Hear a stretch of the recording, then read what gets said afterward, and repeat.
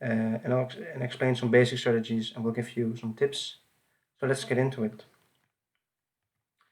There are many Tetris games. Some popular ones are Tetris 99 and Puyo Puyo Tetris. There's some free ones if you want to try Tetris out, are Tetrio and Gistris. So if you want to try them out, you can play those two. And there are also a lot more games. Oh.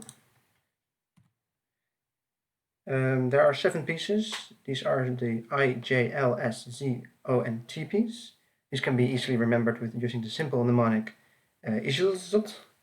If you look on the right of the screen, you see all the pieces. You might be asking yourself, what are those red dots in the middle? Well, those are the rotation points of the pieces. Here I have a short video. As you can see, it rotates around the rotation point, around the red dot. The playing field consists of 10 times 22 squares. The goal of Tetris is to clear rows of 10 squares.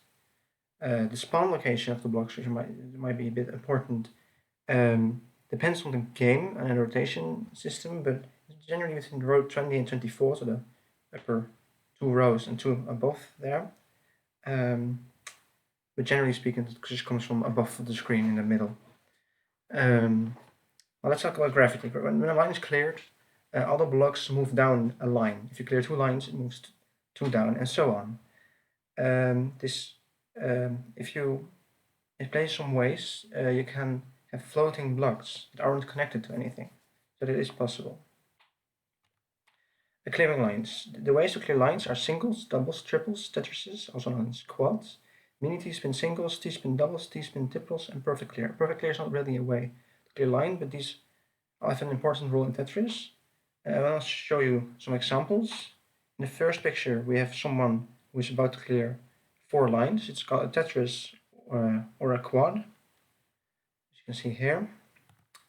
In the next picture, we have someone who is about to do a T-spin double. Just a quick thing, T-spin doubles are very advanced, require some high-level thinking.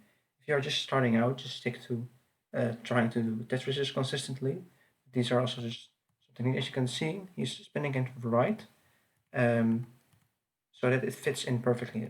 So it landed like this, and then it went in like that. By the way, it's called a T-spin double because it's doing a T-spin and it clears 2 lines with that T-spin. As you can see, he's still here turning it right to fit it in. By the way, T-spins can only be completed when it's around the T-spins. There are at least 3 corners filled. You can see that in the picture on the right. As you can see, there are 3 squares filled around it, so it can complete the T-spin. There's some basic strategies and tips. I want to give you some basic strategies and tips here. Number 1, play flat. It really helps you to be able to keep on building your stack. In the picture on the right, you can see 2 different situations. The person above is doing a great job, but the person below, not so much. Because the person below built such an irregular stack, he's about to get stuck and will have to leave holes in his stack, which is definitely something you do not want. Number 2, use your queue. If you use the queue, you can kind of look into your own future. It helps you decide your next best move to be able to play very well. Number 3, make use of the hold function. This might be a bit of an obvious one, but if you have not used the hold function yet, do it right now. It's a big help in case you get stuck building. So as I said, definitely use it. Number 4, practice. Just practice. If you want to get good, practice a lot. If you don't want to be good, well, then don't. But if you do, then don't forget to practice. Here are some battle tips. Number 1, sending lines. When you are battling someone in Tetris, you have to send lines to them to make them lose, and so you can win. You send a different amount of lines depending on how many and how you clear lines. Here on the right, I have a little table to show you how many lines you can send with, for example, a Tetris. In case of a Tetris, that is 4. Number 2, combos. You get a combo when you clear lines after one another. In modern Tetris, the amount of lines each cleared line sends get greater the bigger the combo. The greatness of this combo differs between games, There are combo setups to do this, like the 4 white well. You can search on the internet. But it's a bit difficult and might become later. In some games it's not very effective, in some games it's very, very effective. Number 3, back-to-back chaining. Back-to-back chaining can be done when you do T-spins, Tetrises, or T-spin minis after one another. Pieces can be placed in between these, but no single, doubles, or triples can be cleared in between.